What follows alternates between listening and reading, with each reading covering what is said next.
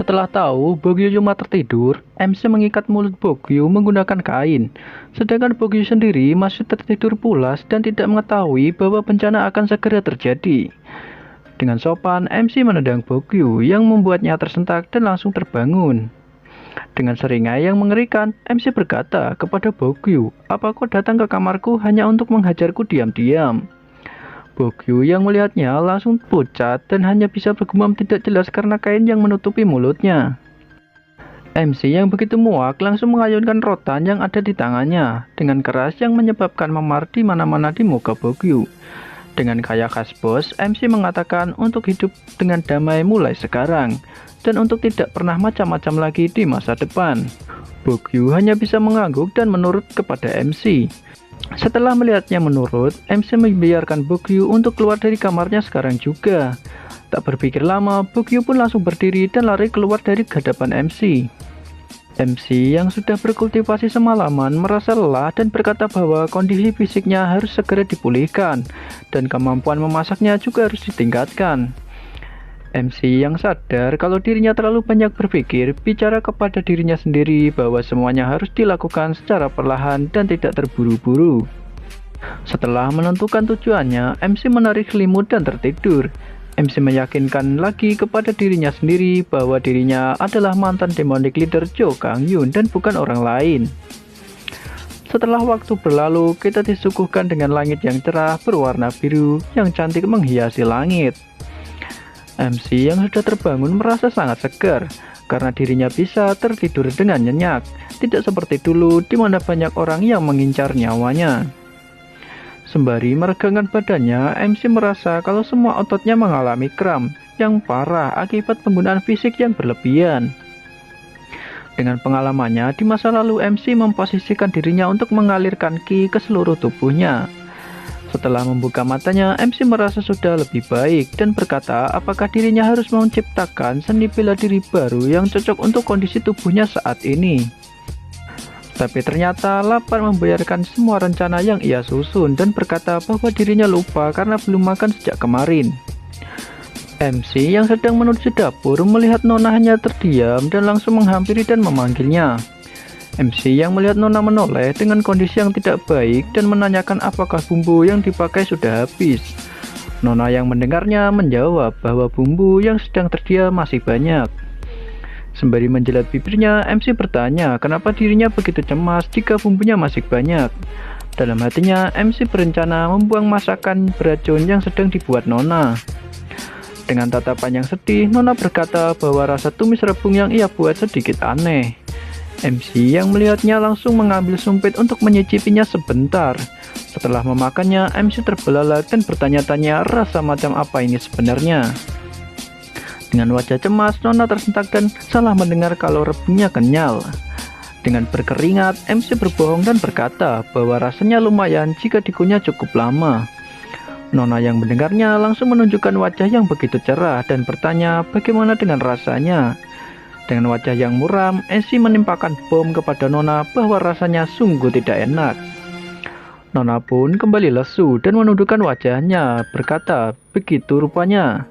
MC pun bertanya kepada Nona, "Berapa banyak garam yang kau masukkan?" Dengan wajah polos, Nona menjawab, ia memasukkan segenggam garam ke dalam masakannya. MC yang mendengarnya terkejut dan berkata bahwa harus menggunakan jari untuk menakarnya. Sembari menggenggam serok, MC bergaya ala koki dan berkata bahwa dirinya akan menjelaskan permasalahan saat dirinya memasak. Dengan wajah polos, Nona hanya menanyakan apa yang akan MC lakukan.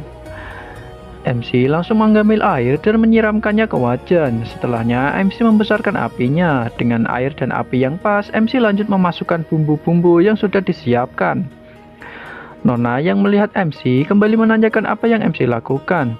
Sembari melepaskan perban yang ada di tangan MC, menjawab bahwa bukannya kita akan membuat kaldu ayam. Dengan wajah polos, Nona hanya mengangguk dan langsung mengamati MC. Dengan kontrol pisau yang sangat ahli, MC mengayunkan pisaunya untuk memisahkan kepala ayam dengan tubuhnya. Dengan cemas, Nona melihat MC memotong ayam dengan begitu santai. Tapi MC tidak peduli dan lanjut membelah ayam yang ada di hadapannya. Dengan keadaan yang khawatir, Nona memejamkan matanya. MC yang sudah fokus memanggil Nona dan berkata untuk segera mengambil air. Nona yang membayangkan kalau dirinya ayam tersentak dan mengiyakan. Dengan polosnya Nona berkata, bukankah itu terlalu kejam? Sembari mengambil air yang dibawakan Nona, MC menjawab jika usus kepala dan kakinya tidak dipisahkan akan menyebabkan bau yang aneh pada saat direbus. Setelah memotong bagian dada, MC mengalirkan tenaga dalam sembari menjelaskan jika kulit ayam punya banyak lemak dan kita harus membuangnya agar rasa kaldu jauh lebih nikmat. Setelah semua selesai, MC memasukkan semua ayam ke dalam sebuah wajan dan menutupnya. MC berkata bahwa sekarang hanya perlu menunggunya selama 30 menit. Nona pun heran dan bertanya kepada MC, bukankah dirinya tidak pernah memasak? Dari mana MC mengetahui semua ini? Dengan gelagapan, MC berkata untuk sekarang semua itu tidak penting, karena menyelamatkan penginapan jauh lebih penting. Dengan wajah yang sedih, Nona hanya mengangguk dan mendengar jawaban MC yang terdengar seperti dipaksakan. Dalam hatinya, MC berkata bahwa mantan pemilik penginapan ini adalah kakek Nona, dan kakeknya memiliki kemampuan memasak yang sangat hebat. Namun sangat disayangkan karena kakeknya mati secara mendadak, dan semoga saja dengan cara ini aku bisa mengajarinya cara memasak. Dengan keadaan gelisah, Nona memikirkan orang yang mengancamnya selama ini, yaitu Pak Gua, si pemilik toko baju. Sembari memegangi bahunya, MC menjelaskan bahwa Nona harus belajar memasak untuk mempertahankan penginapan yang kakeknya tinggalkan, dan dirinya akan membantunya. Dengan keadaan yang masih cemas, Nona berkata apakah tanpa bumbu, ayam yang dimasak tidak akan bau. Dengan senyum yang cerah, MC meyakinkannya bahwa dirinya akan tahu setelah mencobanya. Tak terasa, 30 menit telah berlalu, dan kita diperlihatkan hidangan kaldu ayam yang sangat menggoda. MC menjelaskan bahwa sekarang kita harus memisahkan ayam dan kaldunya. Dengan semangat, Nona mengiyakan dan dirinya akan membantu. Tapi dengan tegas, MC menghalanginya. Hal itu membuat Nona terkejut. Nona yang terdiam kembali dipanggil MC. Sembari memisahkan daging tulang ayam, MC menjelaskan bahwa setelah dikeluarkan dari wajan, harus menunggu ayamnya dingin selama 15 menit agar lebih mudah. Nona yang melihatnya hanya bisa mengiyakan. Setelah dipisahkan, MC memasukkan kembali tulang-tulang yang telah ia pisahkan. Nona pun menanyakan hal tersebut, dan MC menjelaskan bahwa jika dagingnya ikut, maka akan hancur dan rasanya tidak akan enak. Meski hanya tulang, hal itu sudah cukup. Nona yang mendengarnya hanya mengangguk. Setelah itu, MC lanjut memasukkan beberapa bumbu dengan gaya ala koki daging, dan menyatakan bahwa masakannya sudah selesai. Dengan senyum yang bangga, MC mempersilahkan Nona untuk mencobanya, dan menambahkan jika ditambah nasi akan jadi sup ayam. Dengan hati-hati, Nona mengambilnya dengan sendok dan memasukkannya ke mulut. Dengan mengejutkan, Nona berkata bahwa ini terasa enak. Dalam hati, MC merasa sangat senang dengan reaksi dari Nona, dan MC menambahkan bahwa rasanya akan lebih enak jika ditambah bumbu lagi. Dengan terkejut, MC berkata, sepertinya memang butuh lebih banyak. Nona yang melihat MC terpaku memanggilnya. MC hanya menjawab dan mengatakan bahwa dirinya tidak apa-apa. Dan di sebuah kantin, kita diperlihatkan ada seseorang yang sedang menikmati makanan. Orang itu pun terkejut. Tapi tak berselang lama, orang itu lanjut makan dengan sangat semangat dan menghabiskan semuanya hingga tak tersisa. Dengan senyum yang puas, orang itu mengatakan bahwa rasa supnya sangat luar biasa. Nona yang mendapatkan tanggapan itu sangat senang dan berteriak pada MC bahwa orang itu bilang masakannya enak, dan ini pertama kalinya di penginapan ini. Dengan bangganya, MC berkata kepada Nona bahwa nanti kita bakal sering mendengarkan suara itu lebih sering. Nona hanya terdiam dan tersenyum sembari menatap MC. Tak berselang lama, penginapan itu pun ramai dan banyak yang memesan mie ayam yang dibuat oleh MC. Di sebuah halaman, kita diperlihatkan orang yang bersembunyi di sebuah kotak barang. Orang itu sangat terkejut dan bertanya-tanya kenapa pelanggan penginapan kembali meningkat. MC yang sedang beristirahat di sebelah jendela melihat Pak Gua yang sedang mengawasi. Dengan senyum licik, MC membayangkan dan menyajikan makanan yang akan mengejutkannya dan menyampurkan sesuatu di dalamnya. Scene berpindah dan kita diperlihatkan Nona yang sedang belajar memotong daun bawang. Tapi ya, karena memang belum berpengalaman dan masih takut dengan pisau, jadi jarak potongannya cukup panjang. Tapi hal itu tidak membuat Nona bersedih, karena dirinya akan mencoba lagi lebih keras dalam belajar memasak. Namun Pak Guak, orang yang memang ingin menghancurkan penginapan, tiba. Nona yang sedang memotong daun bawang menyambutnya. Pak Guak yang melihat potongan daun bawang begitu berantakan hanya mendengus meremehkan. Dengan wajah yang dibuat serius, Pak Guak menanyakan bagaimana kabar penginapan saat ini, apakah terjadi sesuatu.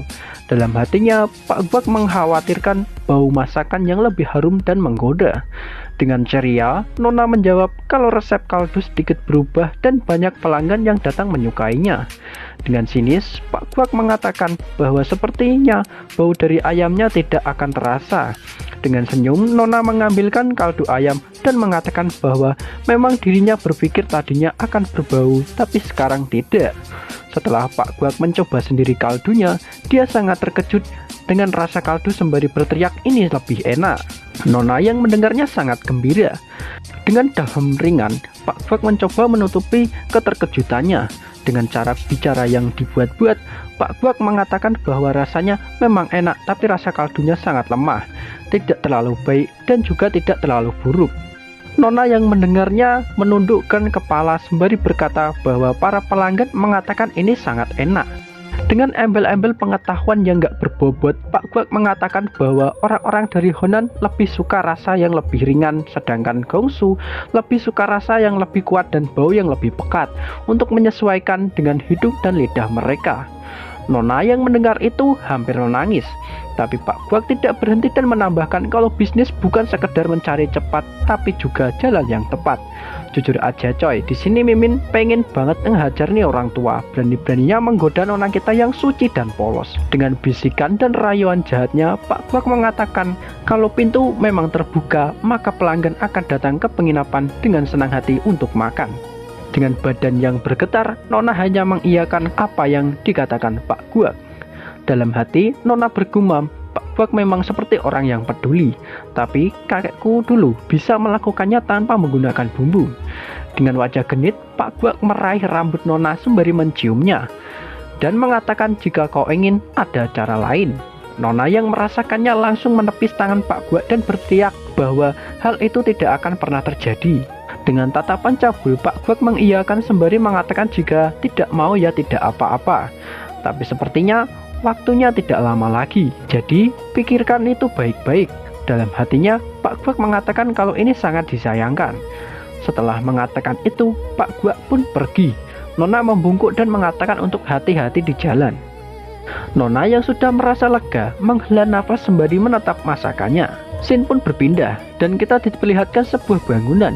Di dalamnya, MC sedang mencoba untuk membuat seni bela diri baru dengan menciptakan bayangan di ruang batinnya.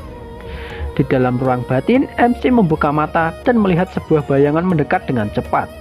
Setelah dekat, bayangan itu menyerang menggunakan belati yang ada di tangannya. MC yang melihatnya menghindar dengan mudah dengan bergerak ke samping. Setelahnya, MC mengepalkan tangan dengan erat lalu menghantamkan lengannya ke arah bayangan itu dan lanjut dengan membantingkan yang sangat keras yang menyebabkan lantai retak dan puing-puing berhamburan. Namun MC tidak berhenti. Sambil menyeringai, MC bersiap untuk kembali mengepalkan tangan dan memukulinya. Bayangan itu pun hanya bisa merasa ngeri. MC melanjutkan dengan pukulan beruntun yang brutal tanpa jeda, dengan tatapan yang mengerikan dan banyak noda darah di tangannya. Tapi ada sesuatu yang terjadi yang membuat MC tertegun sebentar. Tiba-tiba, bayangan yang MC pukul mencoba untuk menyerang kembali menggunakan tangannya. MC yang menyadarinya langsung mundur dan menjaga jarak. Sembari meraih tangan bayangan itu, MC menariknya kuat-kuat dan membantingnya dengan kuat. Hal itu menyebabkan gelombang kejut dan debu yang berhamburan kemana-mana. Dengan keadaan yang masih was-was, MC mengamati keadaan sekitar dan mendapati musuh bayangannya sudah hancur tanpa sisa. Dengan senyum yang ceria, MC berkata bahwa membuat seni bela diri memang sangat menyenangkan. Dengan kombinasi sederhana, yaitu tangkap, lempar, dan pukul. Tapi kesenangannya tidak berselang lama karena MC mengkhawatirkan keadaan Nona. MC pun kembali ke dapur dan mendapati Nona dengan keadaan yang murung. MC menanyakan apakah ada sesuatu yang terjadi. Dengan wajah yang tertunduk lesu, Nona mengatakan bahwa Pak Guak datang untuk mencicipi masakan dan mengatakan bahwa supnya tidak enak. MC yang mendengar itu tidak menghiraukannya. dan mengatakan bahwa tidak perlu khawatir. Karena jika Pak Guak pintar memasak, dia akan mendirikan kedai atau penginapan, bukannya toko baju. Setelah mendengar jawaban itu, Nona kembali tersenyum dengan ceria dan mengatakan bahwa MC benar. Sembari melihat bumbu-bumbu yang tertata rapi, MC bergumam dalam hati bahwa Bogyu sudah penurut sekarang. Karena jika tidak, pasti akan kupukuli lagi. Nona yang penasaran mendekati MC dan menanyakan apa yang akan ia lakukan sekarang. MC yang mendengarnya menyuruh Nona untuk beristirahat karena dirinya akan membuatkan sesuatu yang spesial hari ini.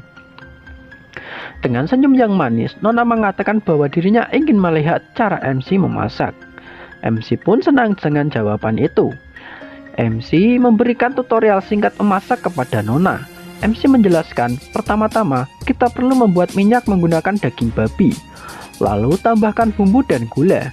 Dan untuk selanjutnya, masukkan tumisan sayur dalam saus yang sudah dimasak lama sebelum mengental. Dengan cara profesional, MC membalik masakan dengan menggoyangkan wajan. Nona yang melihat itu sangat penasaran dan menanyakan bagaimana cara melakukannya. Bahkan kakekku saja tidak bisa melakukan itu. Sembari mengangkat serok, MC mengatakan bahwa hal ini cukup mudah dan sederhana, yaitu dengan cara menarik dan mendorong ke depan. Nona yang mendengarnya tidak mengerti dan menanyakan maksud menarik dan mendorong. MC pun langsung memperagakannya, gerakan yang ia jelaskan, yang membuat Nona cukup terpukau dengan gerakannya. MC pun menjelaskan kembali bahwa ini bukan tentang cara mengangkat wajahnya, tapi tentang bagaimana cara menarik dan mendorong dengan tepat. Dengan senyum yang cerah, Nona mengatakan bahwa dirinya mengerti. Unjuong yang baru datang bersama Bogyu cukup terkejut dan menanyakan bau masakan yang harum. Dengan ceria, MC mengatakan untuk menunggu sebentar, karena dirinya akan menyiapkan ini untuk kalian semua. Setelahnya, MC menyusun mangkuk yang sudah terisi hidangan di sebuah meja. Unjuong pun melihatnya kembali berseru, dan menanyakan bagaimana cara memakannya. Dengan tangan bersilang, MC mengatakan cukup aduk dan semuanya siap untuk dimakan. Dalam pikirannya, MC menjelaskan bahwa sebelum datang ke dunia murim, MC melihat acara televisi yang menyiarkan sebuah hidangan sup kacang hitam Korea. Tapi aslinya masakan ini dari Cina, yang telah menyebar di seluruh dataran Cina, dan membuat banyak orang terpikat dengan rasanya. Bahkan masakan ini membuat Master Chef takjub dengan masakan yang memiliki bumbu sederhana seperti ini. Tapi bagaimana dengan keadaan orang-orang di sini? Nona, Unjuong, dan Bogyu menyantap mie dengan sangat lahap dan semangat, sembari menggumamkan kalau mie-nya tidak putus-putus dan rasanya sangat enak. Sembari mengamati reaksinya, MC menyayangkan karena bumbu di dunia ini tidak lengkap karena tidak ada lobak. Dengan bekas kecap di bibirnya, Nona tersenyum dan berkata kepada MC bahwa ini sangat enak. Dengan spontan, MC menyeka mulut Nona menggunakan sapu tangan dan menanyakan apakah sekarang Nona sudah merasa lebih baik. Dengan wajah memerah, Nona mengiyakan pertanyaan MC. Dalam pandangannya, Nona melihat MC sangat menawan dan menggoda sembari memanggil nama dirinya. Unjuong dan Bogyu yang melihat itu sangat terkejut, yang membuat mereka berhenti makan. MC pun mengajukan saran untuk menjual masakan yang ia buat. Dengan wajah ceria, Nona mengiyakan dan berkata bahwa ini memang bukan rasa Hunan dan Gongsu, tapi semua orang pasti suka. Dan itulah terakhir senyum manis Nona terlihat. Waduh, kira-kira apa yang terjadi aja? Tetap nantikan update video terbaru di channel Aga Aryon. Cause my messages are timeless, so they put them on display. Oh yeah, I rap with a certainty, I have a sense of urgency, a message for eternity, for everyone in